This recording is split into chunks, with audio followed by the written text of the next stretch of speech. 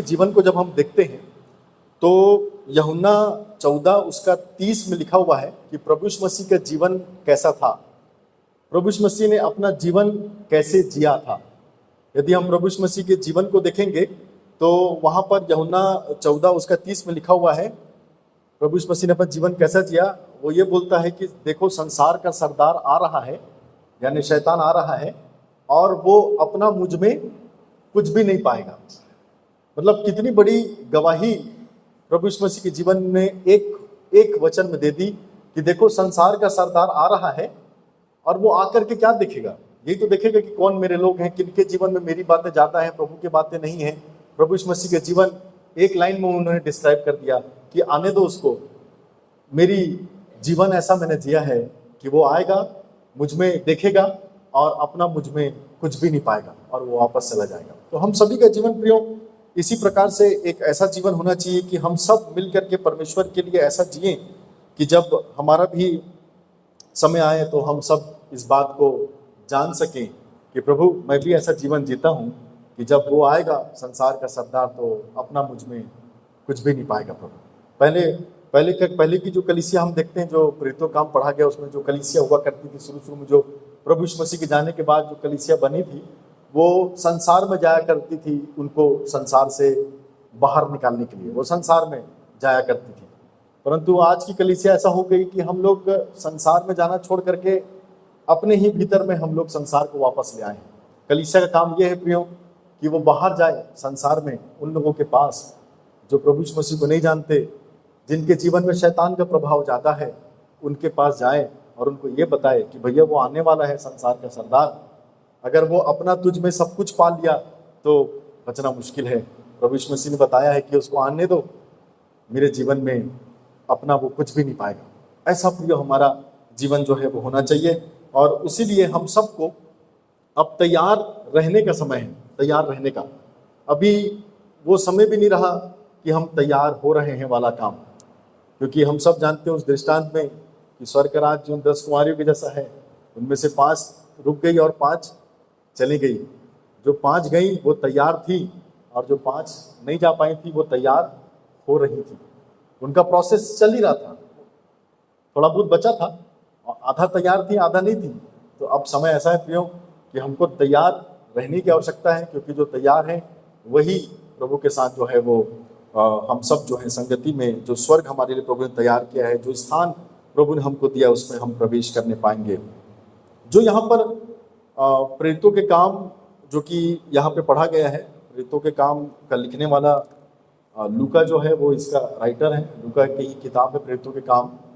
और जब मैं इसको ऐसा सोचता हूँ कि प्रेरितों के काम जो है एक्ट्स ऑफ अपोस्टल इंग्लिश में कहा जाता है, एक्ट्स ऑफ अपोस्टल्स, तो मुझको इसमें मेरे को एक शब्द जोड़ना और अच्छा लगता है, वो है acts of apostle through Christ. प्रेरितों के काम प्रभु के द्वारा, काम तो प्रभु का ही कर रहे हैं, तो acts of apostles through Christ मतलब प्रभु के द्वारा इन लोगों ने जो काम किया उसके द्वारा सामर्थ पा करके उसके बारे में हम प्रेरितों के काम में पढ़ते हैं। अब देखिए प्रभु यीशु मसीह के जी उठने के बाद वो 12 बार अलग अलग जगहों पर अलग अलग लोगों को अलग अलग संख्या में दिखाई दिए। प्रभु यीशु मसीह के जी उठने के बाद मुर्दों में से जब वो जी उठे तो अलग अलग जगह 12 जगह हमको देखने को मिलता है कि वो अलग अलग जगह पे लोगों से मुलाकात की। और उसके बाद जब हम देखते हैं प्रियो कि प्रभु यीशु मसीह के जाने से पहले, मतलब जिस दिन वो गए इस दुनिया को छोड़ करके, उस दिन को कहा जाता है स्वर्गारोहण, मतलब उनका स्वर्गारोहण हो गया, वो स्वर्ग को चले गए। मृत्यु में से जी उठना अलग है, मृत्यु में से जी उठने के बाद 40 दिनों तक दिखाई देना अलग समय है, और 40 दिनों के दिखाई देने के बाद स्वर्गारोहण अलग समय है। और स्वर्गारोहण होने के बाद प्रभु यीशु मसीह का उसके 10 दिन के बाद पेंटिकुस्त का आना, पेंटिकुस्त का दिन जो हम बोलते हैं पवित्र आत्मा का उतरना, वो अलग एक रिकॉर्ड है। तो ये सारी घटनाएं प्रभु यीशु मसीह के उस पुनरुत्थान के बाद जो है हमको देखने को मिलती है। और आज जो हमने पद को पढ़ा है वो लगभग 40 दिन के बाद वाला दिन है, जब प्रभु यीशु मसीह स्वर्गारोहण के समय हमको यहाँ पर दिखाई देते हैं। जब आप इसको देखोगे प्रेरितों काम 1 उसका 6वां अध्याय का जो हेडिंग है, यीशु का स्वर्गारोहण के बारे में वहां पर बताया गया किस प्रकार से प्रभु यीशु मसीह स्वर्ग के लिए उठा लिए गए। तो स्वर्गारोहण की बात है। और अगर हम लोग इसको अभी की परिस्थिति में देखें तो आप समझिए ये लगभग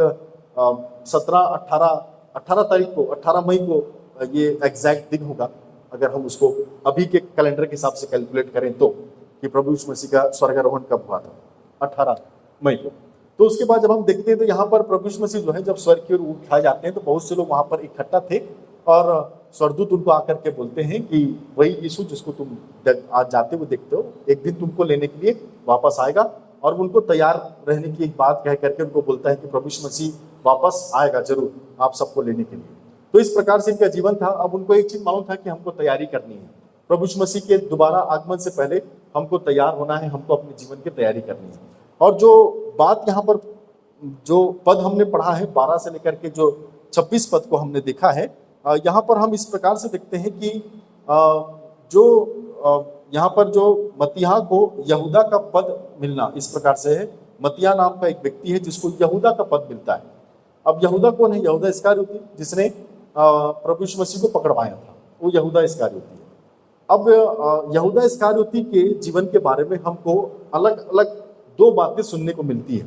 एक तो आपको सुनने को मिलता है मत्ती में, मत्ती के अनुसार, मत्ती की किताब के अनुसार वहां पर इस प्रकार से कहता है कि जैसे ही उसने 30 चांदी के सिक्के में प्रभु को बेचा, गुरुवार का दिन था, उसको मालूम चला कि मैंने गलत किया है, तो उसको वो बात अच्छी नहीं लगी, उसको पछतावा हुआ और उसने सोचा कि मैं इस 30 चांदी के सिक्के को वापस दे देता हूं, पर उन्होंने लेने से इनकार कर दिया, तो इसने अपना प्राण जो है दे दिया, खुद को उसने मार दिया।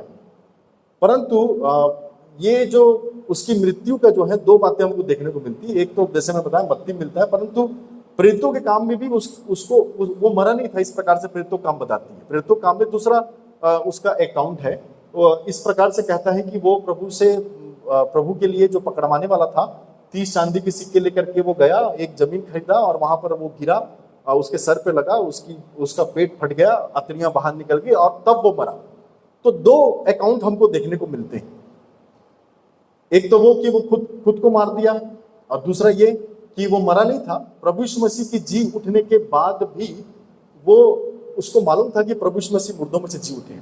मत्ती बोलता है कि प्रभु यीशु मसीह के जी उठने के पहले ही वो मर गया, तो कहां से वो बोलना चाहिए उसको मौका मिलता कि वो दोबारा चेलों में शामिल हो। इसीलिए तो उसके जगह पर मत्तियाह को चुना जा रहा था। तो यहाँ पर जब हम देखते हैं प्रियो, तो ऐसा नहीं है कि सिर्फ यहूदा इस्करियोती ही प्रभु के साथ जो है प्रभु के अनुसार नहीं चला था, प्रभु के विरोध में जाकर के कुछ काम किया था। हम लोग देखते हैं यहाँ पर जो पतरस के जीवन में भी जब हम देखते हैं तो वहां पर भी हमको देखने को मिलता है कि उसने भी, जिस दिन यहूदा ने प्रभु यीशु मसीह को पकड़वाया था, उस दिन पतरस ने भी प्रभु यीशु मसीह का कितने बार इनकार किया था? 3 बार। थोमा के जीवन में भी हम देखते हैं कि वो भी विश्वास नहीं कर रहा था, जिसको प्रभु बोलता है कि अविश्वासी मत हो पर विश्वास कर। तो चेले कहीं ना कहीं इनके जीवन में बोलना चाहिए प्रभु यीशु मसीह के साथ रहने के बाद भी कुछ ना कुछ कमी घटी दिखाई देती थी। परंतु जब हम यहाँ पर देखते हैं कि आज हम लोग मुख्यतः पतरस और जो है यहूदा के बारे में जो है हम लोग देखेंगे। यहाँ पर पतरस जो है वो लीड कर रहा है। जब हम इसको पढ़ते हैं ना, जब आप पढ़े हो, जब मत्तियाह को यहूदा का पद मिलना, तो जब 12 पद से आप पढ़ते हो तो वहां पर पतरस जो है वो किस प्रकार से वहां पर देखिए लीड कर रहा है। इस प्रकार की जो बातें हैं, जो वहां पर चुनाव हो रहा है, जो वहां पर वो भजन संहिता से जो बातें कह रहा है, वहां पर वो लीड कर रहा है। इसका मतलब कहीं ना कहीं ये जो चेले थे, जो पतरस को देखे थे कि उसने जो है उसका इनकार किया है, वहां पर जब हम देखते हैं तो कहीं ना कहीं किसी एक समय में इन लोगों ने पतरस को माफ किया था। क्योंकि प्रभु का इनकार करना भी कोई छोटी मोटी बात नहीं थी, क्योंकि वचन तो कहता है यदि कोई मेरा इनकार करेगा, मेरे मनुष्यों के सामने तू यदि मेरा इनकार करेगा तो मैं स्वर्ग में तेरे लिए मैं इनकार कर दूंगा, मैं तुझको नहीं जानता। तो गलतियां जो है वो कौन सी बड़ी है कौन सी छोटी, ये बात नहीं है। परंतु हम 2 लोगों का जीवन यहाँ पर देखते हैं कि एक व्यक्ति वो है जिसने प्रभु यीशु मसीह को पकड़ाया, और दूसरा व्यक्ति वो है जिसने प्रभु यीशु मसीह का 3 बार इनकार किया। परंतु जब हम यहाँ पर पहुंचते हैं प्रेरितों के काम उसका अध्याय 1 का 12 में, तो वहां पर जो है पतरस जो है वो किस प्रकार से वहां पर जो है ना केवल वहां पे उपस्थित है, परंतु उन सबों के बीच में लीड कर रहा है। एक बोलना चाहिए एक मुख्य पद को लेकर रखा है, क्योंकि उसी के द्वारा सब चीजें वहां पर हो रही है, चाहे वो चुनाव की बात हो, चाहे वो बताने की बात हो, जैसे वो भजन संहिता से बताया, वो सारी बातें उसी के द्वारा वहां पे चल रही है। वो खड़ा होकर के वहां पर बोलता है। तो वहां पर जब हम देखते हैं तो किस प्रकार से जब हमको यहाँ पर देखने को मिलता है कि 13 पद में जब वे वहां पहुंचे, जब अब 1 का 13 पद पढ़ेंगे, जब वे वहां पहुंचे तो उस अटारी पर गए जहां पतरस और यूहन्ना और याकूब, ये सब के नाम वहां पे लिखे हुए हैं कि कौन कौन वहां पर जो है वो उपस्थित थे। और इन सब के नाम में जो है वो एक का नाम मिसिंग है, और वो है यहूदा इस्करियोती। जीवित था वो, इनके अनुसार जीवित था, परंतु वो वहां पे नहीं था।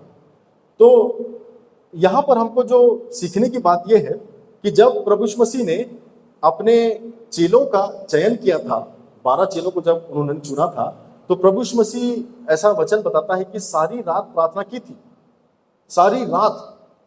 और सारी रात प्रार्थना करने के बाद भी पतरस जैसा व्यक्ति जो उसका इनकार किया 3 बार, और यहूदा इस्करियोती जैसा व्यक्ति जो उसको पकड़वा दिया, ऐसे लोग भी प्रार्थना करने के बाद उसके जीवन में, उसके साथ सेवकाई में शामिल हुए। प्रभु यीशु मसीह ने प्रार्थना करी कि मुझको चेले चाहिए, मुझको स्वर्गीय राज्य के काम करना है, मुझको बहुत काम है, मुझको चेले चाहिए। प्रार्थना करने के बाद जब वो अपने चेलों को चुनता है तो उसमें ये दोनों भी चुने जाते हैं, जो कि उसको, एक ने उसको तो उसका नाम का इनकार कर दिया और दूसरे उसको पकड़ा दिया। तो अब आप क्या समझेंगे इसको? प्रभु यीशु मसीह की प्रार्थना के उत्तर में ये दोनों भी शामिल थे। सीधी सीधी बात। हम आज प्रार्थना करते हैं, हम क्या सोचते हैं?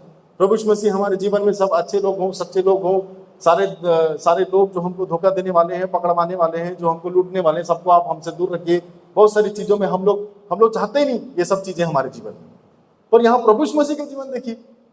प्रभु यीशु मसीह अपनी सेवकाई की शुरुआत में 12 चेलों को चाहता है, और 12 चेलों के लिए वो रात भर दुआ करता है, और रात भर दुआ करने के बाद भी उस दुआ का प्रतिफल में ये दोनों भी उसके साथ आ जाते हैं। और भी लोग हैं, हालांकि हम दोनों को देखने करके बोल रहा हूँ, बाकी लोग का भी कहीं ना कहीं वो लोग हम देखने को मिलता है कि कहीं ना कहीं उनके जीवन में भी विश्वास और अविश्वास, उतार चढ़ाव जीवन में दिखाई देता रहा। परंतु फिलहाल हम इन दोनों के बारे में सीख रहे हैं। और वहां पर जब हम देखते हैं प्रियो, तो किस प्रकार से प्रभु यीशु मसीह की उस प्रार्थना के उत्तर में पतरस भी शामिल था, यहूदा भी शामिल। दोनों ने गलतियां की थी, दोनों ने ऐसा काम किया था जो उनको नहीं करना चाहिए था। दोनों का किया हुआ काम प्रभु यीशु मसीह के नजरों में शायद उतना सही नहीं है कि जितना ये लोगों ने काम किया, क्योंकि प्रभु यीशु मसीह के विषय में बहुत सारी बातें बाइबल में जो है वो लिखी हुई है। जैसा मैंने पहले बताया, यदि कोई इनकार करता है मेरा, तो मैं उसका इनकार कर दूंगा। तो यहाँ पर हम देखते हैं, परंतु ये सारी बातें होने के बाद भी एक व्यक्ति जो है वो फिर से उन चेलों में शामिल है, जिसका नाम अपन ने पढ़ा, पूरी लिस्ट में शामिल है, परंतु यहूदा इस्करियोती शामिल नहीं है। मतलब जो लोग 11 लोग थे, वो लोगों ने 10 लोग थे, उन लोगों ने एक पतरस को, जिसने उसका इनकार किया था, उसको एक्सेप्ट कर लिया, उसको माफ कर दिया, परंतु यहूदा इस्करियोती को उन्होंने माफ नहीं किया। ऐसा दिखाई देता है। भाई जब उनको तो 12 की आवश्यकता थी ना, अभी भी उनको 12 की थी, ऐसा नहीं कि 11 में काम चल गया। लिखा हुआ है कि वो लोग 11 थे, एक को और चुनना था, इसलिए तो वहां पर चुनाव वगैरह चल रही थी। तो कहने का मतलब ये, उनको 12 की आवश्यकता तो थी, 11 थे, उसमें से एक व्यक्ति जो है वो, उसने प्रभु का इनकार कर दिया था, परंतु अब वो व्यक्ति जो है एक मुख्य पद में वहां पर बैठा है, जो कि इनके उस मीटिंग को जो चल रही है, इनके उस वो जो चुनाव की प्रक्रिया चल रही है, वो जो प्रभु के बातों की बात चल रही है, उसमें वो संचालन कर, उसका वो लीडर बन गया, उसका लीड करने वाला बन गया। तो ये हुआ कैसे? अब देखिए, प्रभु यीशु मसीह के साथ जब हम चलते हैं, तो प्रभु यीशु मसीह के जीवन में प्रार्थना करने के बाद भी ये 2 प्रकार के लोग शामिल थे। एक व्यक्ति जो उसका इनकार कर दिया, दूसरा व्यक्ति जो उसको पकड़वा दिया। मतलब ऐसे लोग जो हमारे साथ चल के हमारे लिए बुरा कर देते हैं, हमको नहीं मालूम चलता कि कौन है वो लोग, हमको नहीं समझ में आता। परंतु प्रभु यीशु मसीह के साथ भी ऐसे लोग जुड़े हुए थे, और प्रभु यीशु मसीह के साथ जब हम चलते प्रियो, तो हमारे जीवन में भी ये पतरस जैसे लोग और यहूदा इस्करियोती जैसे लोग होते हैं। परंतु सवाल ये है कि हम इनको पहचाने कैसे? अगर ये दोनों हमारे जीवन में है, ये चेलों ने कैसे पहचान लिया जी कि पतरस सही है, यहूदा इस्करियोती जो है उसको अलग रहने की जरूरत है, उसको वापस लाने की जरूरत नहीं है? क्योंकि मैंने पहले बताया कि वो प्रभु यीशु मसीह के जी उठने के बाद वो जीवित था। क्योंकि देखिए जब प्रभु यीशु मसीह की मृत्यु हुई ना, तो शुक्रवार का दिन था और उसके बाद सबत का दिन था। फिर इसलिए तो वो महिलाएं जो है वो अपना जो अंतिम क्रिया की जो कुछ विधियां होती है उसको पूरा नहीं कर पाए थे। तो ये सेम बात लागू होती है यहूदा इस्करियोती के लिए भी, क्योंकि लिखा हुआ है कि उसके पास जो पैसे थे, जो चांदी के सिक्के थे, उससे वो जाकर के वो लैंड खरीदना चाहता था, वो एक जमीन खरीदना चाहता था। तो जमीन का लेना देना, रियल एस्टेट का जो लेन देन होता है, वो सबत के दिन नहीं हुआ करता था। आप किसी से कुछ ले नहीं सकते थे, किसी को कुछ दे नहीं सकते थे, ये सबत का नियम था। तो उस दिन तो उसका भी कुछ काम नहीं हुआ। और उसके बाद उस समय के जो नियम और कानून हुआ करते थे कि आपको यदि किसी से जमीन लेनी है, वो तो आज भी है, आप एक दिन में नहीं ले सकते, बहुत सारी प्रक्रिया होती है, बहुत सारे प्रोसीजर फॉलो करने पड़ते हैं एक जमीन को लेने के लिए। तो लगभग उस समय में जब आप इस बाइबल के इतिहास को देखोगे तो किसी व्यक्ति को यदि किसी जमीन को लेना है तो कम से कम उसको 7 से 10 दिन तो लगते ही लगते थे। 7 से 10 दिन उस जमीन को जो वो देख रहा है, जिसको पसंद किया, उसको अपने नाम में करवाने के लिए लगभग 7 दिन मान के चलिए, जल्दी से जल्दी। तो इसका मतलब यह है कि प्रभु यीशु मसीह की जी उठने के बाद कम से कम यहूदा इस्करियोती के जीवन में हम ये सोच सकते हैं कि वो 1 सप्ताह तो जीवित था, 1 सप्ताह और जीवित था। उसके आगे तो नहीं रहा होगा, परंतु कम से कम 1 सप्ताह तो वो जीवित था। और उसको मालूम था कि बाकी चेले कहाँ मुझको मिलेंगे, बाकी चेले कहाँ हैं, बाकी चेले कहाँ पर वो प्रभु का इंतजार कर रहे होंगे, बाकी चेले कहाँ पे प्रभु को दर्शन किए होंगे। ये सब बात उसको मालूम थी, परंतु फिर भी वो उनके साथ नहीं था। तो जब हम इन सब बातों को देखते हैं, पतरस के बारे में और यहूदा इस्करियोती के बारे में, तो जब ये दोनों भी हमारे जीवन में हो सकते हैं, जो कि कहीं ना कहीं कुछ लोग हमको जो है वो हमारे लिए तकलीफ का कारण बने, हमको पकड़वाने वाला काम करें हमारे लिए, प्रभु यीशु मसीह को जैसे इन लोगों ने उनके साथ कुछ ऐसे काम को किया था जो उसके साथ रह करके उसके चेलों को करना शोभा नहीं दिया करता था। तो ऐसे लोग जब हमारे जीवन में भी प्रार्थना करने के बाद भी जब ऐसे लोग आ जाते हैं, तो हम उनमें फर्क करें तो करें कैसे? इनको कैसे मालूम चला कि पतरस हमारा लीडर बनने के लिए ठीक है और यहूदा इस्करियोती तो हमारे बीच में इस ग्रुप में शामिल होने की भी काबिल नहीं है? ये कैसे जानकारी? और हमको भी इससे आज बचने की आवश्यकता है, इस बात को जानने की आवश्यकता है प्रियो, कि जब हमारे जीवन में इन सब प्रकार की जो भी बातें होती है, उससे हम कैसे अपने जीवन में ऐसे लोगों से जब हम डील करते हैं, तो प्रभु का वचन जो यहाँ पर इन लोगों ने क्या बातें देखी और कैसे इन लोगों ने इन दोनों के जीवन में एक सही व्यक्ति को चुना अपने जीवन में, उसको हम लोग देखने पाएंगे। तो सबसे पहली बात जो हम यहाँ पर देखते हैं वो ये है कि यहाँ पर जब हम देखते हैं कि यहाँ पर जो इशू है ना वो फॉरगिवनेस का नहीं है। सबसे पहली बात, इन्होंने पतरस को माफ इसलिए भी किया क्योंकि प्रभु यीशु मसीह की पूरी शिक्षा में तो माफ करना ही था। प्रभु यीशु मसीह अपने शुरुआत के समय से लेकर के कि तुम यदि कोई तेरा भाई तेरे विरोध में पाप करे तो उसे जाओ उसको माफ कर और वो शांति की स्थापना करो, ये सारी चीजें हैं। यदि कोई तेरे विरोध में पाप करे तो 7 का 70 गुना माफ करो, ये भी प्रभु यीशु मसीह के वचन में है। प्रभु यीशु मसीह के वचन में यही है कि यदि तुम किसी के पाप क्षमा करोगे तो मैं तुम्हारे पापों को क्षमा करूंगा। फॉरगिवनेस हर जगह बाइबल हमको मिलता है। यहाँ तक कि प्रभु यीशु मसीह जब क्रूस पे थे तब भी वो पहला वचन बोलते हैं, पिता ने क्षमा कर क्योंकि ये नहीं जानते ये क्या करते हैं। तो ये सारी बातें उसके चेलों को मालूम थी और इतनी सारी बातों से भरे होने के बाद ये लोग कैसे पतरस को माफ नहीं कर सकते? करना ही था माफ, क्योंकि माफ करना मैंडेटरी है, मतलब ये अनिवार्य है। माफ करना एक प्रभु के जन को माफ करना ये ऑप्शन नहीं है कि आप करना चाहे कि ना करना चाहे, परंतु माफ करना मैंडेटरी है। एक बोलना चाहिए जरूरी बात है कि आपको माफ करना ही करना है। तो इसलिए इन लोगों ने इस बात का पालन किया और जब पतरस के जीवन में ये सारी कमी घटी को देखा तो उसको उन्होंने माफ किया। परंतु यहाँ पर जो बात यहूदा इस्करियोती की है वो माफी से संबंधित नहीं है, परंतु ये बात जो है उसके रिकंसिलिएशन से संबंधित है। देखिए, माफ करना का कोई ऑप्शन नहीं है, मैंडेटरी है, आपको करना ही करना है, आवश्यक है। परंतु किसी के जीवन में उसका खुद का पश्चातापी मन होना ये ऑप्शनल है। आप यदि कोई आपसे अपने किए के लिए माफी मांगता है तो आपको उसको माफ करना चाहिए, बाइबल ऐसा कहती है। परंतु यदि किसी व्यक्ति को ये एहसास ही नहीं है, या बोलना चाहिए इस व्यक्ति को जब इसको मालूम था कि मैंने गलती की है, क्योंकि मत्ती में लिखा है कि वो दुखी भी हुआ और पैसा वापस करने भी गया था। जब वो लोग पैसा वापस नहीं लिए तो उसको मालूम था कि भाई मुझको कहाँ जाने से मेरा जो गिल्ट है, मेरा जो काम है, मैंने जो किया है वो कम हो सकता है। वो है इन चेलों की संगति में। अगर ये वापस आ जाता, क्योंकि ये तो कहीं आया ही नहीं इनके पास, तो कहां से इसको माफी जो है वो मिलती। तो जो हमारे जीवन में जितने भी लोग हमारे इर्द गिर्द हैं, उनमें से हमको एक चीज ध्यान रखनी है कि कौन लोग अपने आप को अपने जीवन में अपने आप को ईमानदारी से हमारे सामने प्रकट करते हैं। जैसे कि यदि हम प्रभु यीशु मसीह के क्रूस के समय को यदि हम देखें, तो वहां पर प्रभु यीशु मसीह के साथ दो लोग और थे, जो डाकू जो थे वो लोग थे। उसमें से एक जो है वो प्रभु के साथ स्वर्ग चला गया। प्रभु ने बोला कि तू आज ही मेरे साथ स्वर्ग लोक में होगा।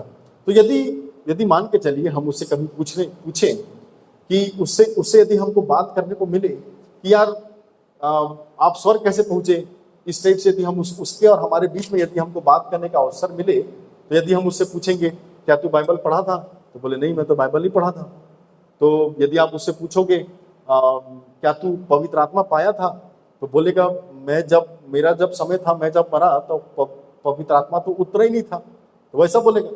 तो बोलेंगे क्या तू अन्य भाषा में बात करता था, तो वो बोलेगा कि भाई अन्य भाषा छोड़िए, मेरा तो जो लोकल भाषा जो मैं बोलता हूँ वही मेरा ठीक नहीं था, तो मैं कहाँ से उस भाषा को बोल पाऊंगा तो वो सारी गड़बड़ें उसके जीवन में थी। बोले तो क्या ऐसी क्वालिटी थी कि तू स्वर्ग लोक में पहुंच गया, प्रभु यीशु मसीह तेरे को अपने साथ स्वर्ग ले आया, ऐसी क्या क्वालिटी तुझ में थी, ऐसा तूने क्या काम किया कि तू स्वर्ग लोक पहुंच गया, स्वर्ग पहुंच गया तू।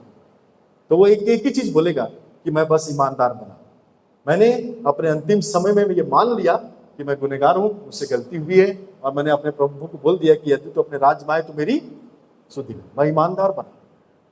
यदि कोई व्यक्ति ईमानदार है तो प्रभु उसको देखिए कितने सारे उसके जीवन में, पता नहीं कभी उसने कोई अच्छा काम किया भी होगा कि नहीं किया होगा, परंतु जब वो ईमानदार बना तो प्रभु ने उसको अपने राज्य में एक्सेप्ट किया। तो हम सबको भी प्रियो ईमानदार बनने की जरूरत है, अपने अपने व्यक्तिगत जीवन में, अपने अपने पारिवारिक जीवन में, हर एक जगह जहां जहां पर प्रभु ने उनको रखा है, ये व्यक्ति पतरस जो था वो ईमानदार बना। और इसका जब हम जीवन देखते हैं तो किसी भी प्रकार से इसके जीवन में जब हम देखते हैं प्रियो, तो ये इसका जो इसने इनकार किया था ना, वो डर के मारे किया था, ये डर के मारे किया था। और यहूदा इस्करियोती ने जो इनकार किया था उसका कारण क्या था कि वो ग्रेडी था, वो उसको पैसे की जो है उसको ज्यादा उसको आवश्यकता लगता है, वो ग्रेडी व्यक्ति था, वो लालची व्यक्ति था। क्योंकि इसके पहले भी जब हम लोग इस बात को देखते हैं कि जब मरियम जो है वो अपने इत्र का, बहुमूल्य इत्र का बॉटल को तोड़ती है, तो वो बोलता है कि अरे यार इसको तो तोड़ना नहीं था, क्योंकि ये तो बहुत दिनारों में बिकता और इससे हम लोग बहुत लोगों का भला भी कर देते। परंतु बाइबल ये भी बोलती है कि वो इसलिए नहीं बोलता था कि वो दूसरों का भला चाहता था, परंतु इसलिए बोलता था क्योंकि वो चोर था। तो कहीं ना कहीं उसके जीवन में एक सांसारिक इन्फ्लुएंस ज्यादा दिखाई देता था, सांसारिक धन के पीछे जाना, सांसारिक बातों के पीछे जाना, सांसारिक चीजों के पीछे जाना। अब प्रभु यीशु मसीह से वो जो धन लिया था, मतलब उसको पकड़वाने के लिए जो धन लिया था, उसको जा करके वो क्या लिया, उसने एक जमीन लिया। और उस समय में जमीन जो लिया करता था उसका एक बड़ा नाम हुआ करता था, एक लैंड लॉर्ड हुआ, उसका सोसाइटी में एक ऊंचा नाम हुआ करता था, जिसके पास एक जमीन जायदाद हुआ करती थी। तो इसका मतलब प्रभु को छोड़ करके वो समाज में, वो सोसाइटी में अपना नाम को ऊंचा करना चाहता था, ऐसा उसका जीवन दिखाई देता है। परंतु पतरस ऐसा नहीं था, पतरस डर के मारे बोला था, वो ऐसा नहीं था। वो जो है उसके जीवन में जो भी घटनाएं थी, जो भी बातें घट रही थी, वो इसलिए नहीं थी कि वो प्रभु के लिए कुछ मंशा लेकर के या प्रभु के लिए बुरा, परंतु वो एक बातों से, उस समय घट रही घटनाओं से वो डर गया था। और जब उसको समझ में आया कि मैंने गलत किया है, प्रभु के लोगों ने उसको माफ किया। तो ये बातों को हम यहाँ पे पहली जो बात है जिसको हम सीखने को पाते हैं प्रियो। और उसके बाद जो दूसरी जो बात है वो हम लोग को यहाँ पे सीखने को मिलते हैं कि यहाँ पर जो है इशू जो है, वो दूसरी जो बात है, एटलीस्ट पीटर के पास जो है ना, पतरस के पास जो है ना, एक ट्रू हार्ट था, एक अच्छा दिल था, वो साफ दिल का व्यक्ति था। परंतु यहाँ पर हम यहूदा इस्करियोती के जीवन में वो बात को नहीं देखते, यहूदा इस्करियोती के जीवन में हम उस बात को नहीं पाते। ये एक व्यक्ति था जिसका हृदय अच्छा था, वो बोलना चाहिए एक प्रकार से माफ करने वाला व्यक्ति था। जो भी उसके जीवन में गलती हुई उसके लिए वो क्षमा प्रार्थी होने वाला व्यक्ति था, नम्र बनने वाला व्यक्ति था, और उसका एक अच्छा हृदय जो है हमको देखने को मिलता है। परंतु जब हम यहाँ पर देखते हैं कि यहूदा इस्करियोती का दिल ना वो अच्छा नहीं दिखाई देता, क्योंकि बाइबल में प्रभु यीशु मसीह को चूमने वाले दो ही लोगों का रिकॉर्ड हमको मिलता है। एक रिकॉर्ड तब है जब मरियम जो है उसको पैर में, प्रभु यीशु मसीह के पैर में तेल लगाती है और उसको पैरों को चूमती है, ठीक है। और दूसरा जो कहाँ मिलता है हमको, यहूदा इस्करियोती जो कि उसके गाल पे चूमता है। बाइबल चूमने के विषय में कहती है कि एक दूसरे को पवित्र चुंबन से चूम करके नमस्ते कहो, सलाम कहो, प्रेम प्रकट करो पवित्र चुंबन से। तो जो चीज पवित्र थी उसको ये व्यक्ति क्या बना देता है, बताइए। मतलब मैं जिसको चूमूंगा तुम समझ जाना कि वही प्रभु यीशु मसीह। एक चुंबन जो बाइबल में मिलता है वो एक आराधना को दर्शाता है, और एक चुंबन जो बाइबल में मिलता है वो यहूदा इस्करियोती जो कि 30 चांदी के सिक्कों के लिए, अपने फायदे के लिए, अपने जीवन में कुछ बातों को पूरा करने के लिए वो देखता है। पतरस का दिल ऐसा नहीं था, यहूदा का दिल ऐसा था। वो कैसे उस पवित्र चीज को जिसको प्रभु ने ठहराया है उसको कर करके, वो दो ही जगह तो लोगों ने चुमा है प्रभु को, उसमें भी एक जगह जो है पकड़वाने वाला है, तो कैसे यहाँ पर उसका दिल जो है वो कैसे गवाही दे दिया होगा।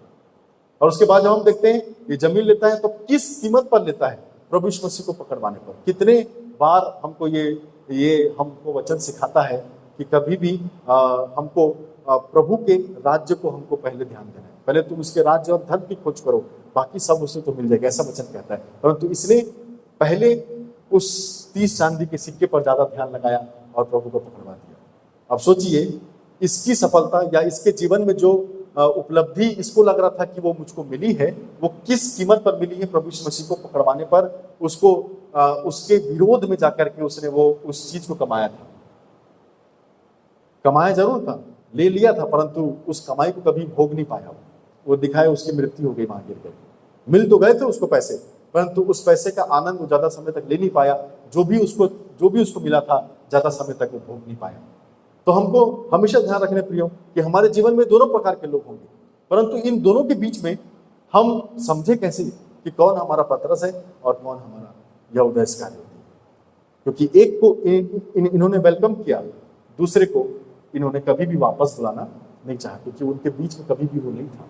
क्योंकि एक का दिल सच्चा था और दूसरे का दिल जब हम देखते हैं तो किस प्रकार से उनके जीवन में ये सारी बातें जो प्रभु यीशु मसीह के जीवन में जब हम देखते हैं उसकी शिक्षाओं के विरुद्ध जाकर के यहूदा इस्करियोती का जो जीवन है वो हमको जो है यहाँ पर देखने को मिलता है। और उसके बाद जब हम आगे यहाँ पर बढ़ते हैं तो पतरस के जीवन से और यहूदा इस्करियोती के जीवन से एक बात और हमको सीखने को मिलती है, वो ये है कि हमको एक ऐसे व्यक्ति की जरूरत है जिसने प्रभु यीशु मसीह के क्रूसिफिक्शन के बाद उसके पुनरुत्थान को देखा हो। इन दोनों में एक फर्क और था। पहला फर्क तो हमने देख लिया, दूसरा फर्क भी देख लिया, तीसरा बात जो हमको यहाँ पर बाइबल में देखने को मिलती है वो ये फर्क था कि ये जो यहूदा इस्करियोती था इसने प्रभु यीशु मसीह को कभी भी पुनरुत्थित रूप में नहीं देखा था। मालूम चला होगा उसको, परंतु कभी भी देखा नहीं था। बाइबल इस बात की रिकॉर्ड को नहीं दिखाती। परंतु जो पतरस था उसने प्रभु यीशु मसीह के उस पुनरुत्थान को उसको देखा था। और हमारे लाइफ में ऐसे लोगों की आवश्यकता है। देखिए गलती सब करते हैं, शुरू से हम सीखे नहीं, गलतियां किसके जीवन में नहीं होती, गलतियां सबके जीवन में होती, माफी सबको करनी है। वो पहले पॉइंट में हमने सीखा। इसका दिल साफ था, इसका दिल साफ नहीं था। वो डर के मारे प्रभु यीशु मसीह को पकड़ाया, इसके ग्रीड के मारे उसको प्रभु यीशु मसीह को पकड़वा दिया। ये सारी बातें उनके जीवन में थी। परंतु आखिरी और अंतिम बात जब हम देखते हैं तो ये बात जो है हमारे जीवन में वो ऐसी बात है कि हमको उन लोगों को अपने जीवन में रखना है, उनको अलाउ करना है, उनको हमारे जीवन में ज़्यादा हमको महत्व देना है। जैसे इनके जीवन में इन्होंने पतरस को स्वीकारा था कि ये व्यक्ति जो था वो प्रभु यीशु मसीह के उस पुनरुत्थान को देखा था, उसके उस पावर को, उसके उस सामर्थ को देखा था, उसके उस बोलना चाहिए उस आश्चर्यक्रम को जो सबसे बड़ा आश्चर्यक्रम मानव जाति के लिए हुआ था उसको वो देखा था। ऐसा पतरस का जीवन था।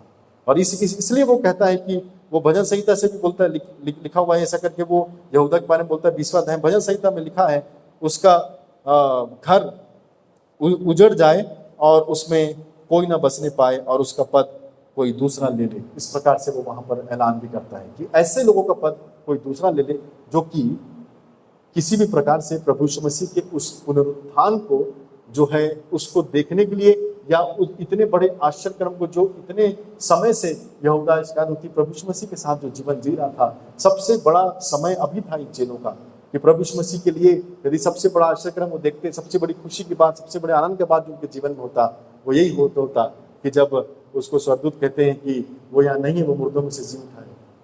ये वाली बात इसके जीवन से मिसिंग थी, वो आनंद उसके जीवन से मिसिंग था। अब ऐसे व्यक्ति को आप अपने जीवन में रख के क्या करोगे, जिसने कभी भी प्रभु यीशु मसीह को सामर्थ को नहीं समझा, जिसने कभी भी प्रभु यीशु मसीह के जीवन के बाद उसके पुनरुत्थान को नहीं जाना, जिसने कभी भी अपने जीवन में प्रभु को पहला स्थान नहीं दिया, ऐसा व्यक्ति को ये लोग अपने ग्रुप में रख के क्या करते। हम हमारे जीवन में प्रियो, जैसे प्रभु यीशु मसीह के जीवन में दोनों प्रकार के लोग थे और बाकी चेलों ने एक को एक्सेप्ट किया, दूसरे को नहीं किया। हमको भी कई बार ये चुनाव करने की आवश्यकता पड़ सकती है कि कौन है हमारे जीवन में। वो पतरस, वो यहूदा, गलतियां दोनों ने करी, माफी दोनों के लिए थी, परंतु एक व्यक्ति बस सामने आया और उसको माफी मिली। दूसरा व्यक्ति जो है वो अपने सांसारिक अभिलाषाओं में चले गया, अपने हर एक प्रकार की बातों से प्रभु से दूर होता गया और उसकी मौत जो है वो देखिए आप कैसे होगी। वो वहां पर अपने खेत को ले लिया, उसको वो जो भी उसका जमीन था उसको ले लिया, उसके सर पे चोट लगी और उसका पेट फट गया, अतरिया तक बाहर निकल गई। बताइए कितना खतरनाक गिरा होगा वो। ऐसा लगता है कि ऊंचाई से कहीं से तो नहीं गिरा। कैसा उसका जीवन रहा, कितना पास प्रभु के पहुंच करके वो प्रभु के राज्य से दूर हो गया, कितना करीब जाकर के वो प्रभु के कितना करीब था, परंतु उसके बाद भी उसके जीवन में जो है वो आशीषें, वो आश्चर्य क्रम जो है वो नहीं देख सका प्रियो। दानियल अपने किताब में कहता है कि जो अपने परमेश्वर को जानते हैं वे बड़े सामर्थी होते हैं, उनका जीवन बड़ा सामर्थी जीवन होता है। क्या हमारे जीवन में भी ऐसी सामर्थ्य है प्रियो? प्रभु तो दिलों को जांचने वाले, यहाँ पे लिखा हुआ है पतरस जब उसको ये यहाँ पर जब चुनाव करने वाला रहता है तो बोलता है कि और यह प्रार्थना की, हे प्रभु तू जो सबके मन जानता है यह प्रकट कर कि इन दोनों में से तूने किसको चुना है। प्रभु को ये बोल रहा है, प्रभु ये दो लोग हैं, इनमें से तू इनका दिल जानता है, क्योंकि हम इसके पहले एक व्यक्ति के दिल को देख चुके हैं। हम नहीं जानते थे उसके दिल को, परंतु तू अवश्य जानता था, इसलिए वह शायद हमारे बीच में नहीं है। उसके मृत्यु के बाद एक चुनाव करने की आवश्यकता पड़ी, प्रभु ने किसी और को उसके जगह पे नियुक्त कर दिया। प्रभु ने मत्तियाह को जो है वो उसके जगह पे नियुक्त कर दिया। और आज प्रभु जो है अगर हमको किसी काम के लिए चुना है प्रियो, तो हम अपने प्रभु के साथ जैसा जीवन जीते हैं उस प्रभु के साथ आगे आगे बढ़ते रहें, क्योंकि यदि हम प्रभु के अनुसार नहीं चलेंगे तो कहीं ना कहीं प्रभु हमको रिप्लेस कर देगा। और लिखा है प्रभु तू तो सबके मन की बात को जानता है। हम चिट्ठी डालेंगे, नाम निकलेगा, वही जो है वो 12वां चेला कहलाएगा। और मत्तियाह को प्रभु ने चुन लिया और इसके बाद ये प्रेरितों का काम जो है वो आगे बढ़ा। किसी भी प्रकार से प्रियो हमारे जीवन में कोई भी ऐसी बात ना हो जिससे हम प्रभु से दूर हो जाएं, क्योंकि जब हम प्रेरितों का काम उसका दूसरा अध्याय में देखते हैं तो वहां पर आगे भी हमको मिलता है कि जब वो पहली चर्च बनी तो जिसका जो जो हुआ करता था वो सब ला करके उसमें जमा किया करते थे, और जिसको जैसी आवश्यकता हुआ करती थी वैसा ले लिया करते थे। 2 लोगों की मृत्यु भी हुई है, जो लोगों ने ला करके नहीं दिया, उन्होंने जमीन बेची और ला करके नहीं दिया उस पैसे को, उनकी मृत्यु भी हुई है प्रेरितों के काम में। यहूदा इस्करियोती जो भी उसने लिया था, परंतु उसने अपने फायदे के लिए इस्तेमाल किया, अपने नाम को बढ़ाने के लिए इस्तेमाल किया। और किस कीमत पर? प्रभु को छोड़ करके हम दुनिया में क्या पालेंगे? प्रभु को छोड़ करके हम अब ऐसा क्या हासिल कर लेंगे जो कि प्रभु में रह करके हमको नहीं मिल सकता? इनके जीवन में कितनी आशीष की बात, कितने काम की बात हुई। पतरस ने भी इनकार किया था, यहूदा ने भी पकड़ाया था, परंतु दोनों के जीवन से हमको एक बात सीखने को मिलती है कि इनके जीवन में फर्क है, इनके कार्यों में फर्क है, इनकी गलतियों में फर्क है। और हमारे जीवन में यदि ऐसे व्यक्तियों को हम लोग देखें जो पतरस के नहीं हो, जो यहूदा इस्करियोती के नहीं हो, हमको हमेशा ये ध्यान रखना है कि वचन में प्रभु यीशु मसीह के जीवन में भी ऐसे 2 प्रकार के लोग थे, और किस प्रकार से उन लोगों से डील किया गया और किसका हश्र क्या हुआ और कैसे हम इनसे बच सकते हैं, और क्या हमारे जीवन में हम कैसे हम अपने आशीषों को पा सकते हैं। कभी भी ऐसा काम ना करें कि प्रभु हमको हटा करके किसी और को उस काम के लिए नियुक्त करे जो काम प्रभु हमसे करवाना चाहता था। ऐसा काम हमारा जीवन में कभी भी ना हो। हम हमेशा इस बात को ध्यान